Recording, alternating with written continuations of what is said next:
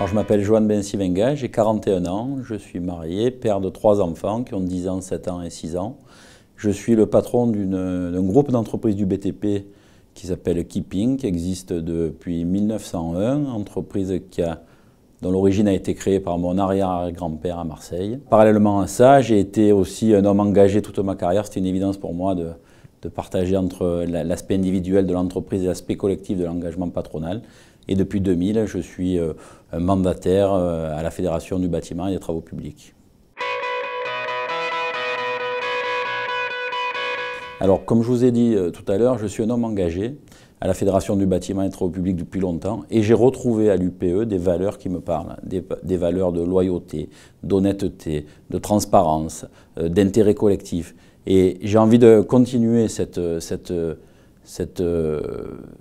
mode de fonctionnement en défendant 2 choses, en défendant les entreprises, les entrepreneurs et en défendant un territoire. Nous avons des atouts merveilleux dans notre territoire départemental avec notre situation géographique, des entreprises de première qualité, que ce soit des PME dynamiques, des PME de la nouvelle technologie ou des grands groupes. Et moi, j'ai envie de défendre ces gens qui se battent pour notre environnement, pour notre société, pour notre avenir, qui se battent pour nos enfants en créant des richesses et des emplois. Alors pour ces 5 ans de mandature, il y a une évidence pour moi. Le monde économique et le monde patronal en général se doit d'être unis, se doit d'être fédérés. La première des choses, j'allais dire le chapeau commun, celui qui va être l'essence de mon programme de mandature, ça va être que nous parlions d'une voix et que nous soyons tous unis et fédérés derrière le même objectif, la défense du terreau favorable aux entreprises, aux entrepreneurs et donc à l'emploi. Alors, une fois que j'ai dit ça, il y a, on va dire, 2 grands principes à l'UPE 13 que je voudrais soutenir et continuer à faire performer. C'est le soutien et les services, l'accompagnement aux entreprises.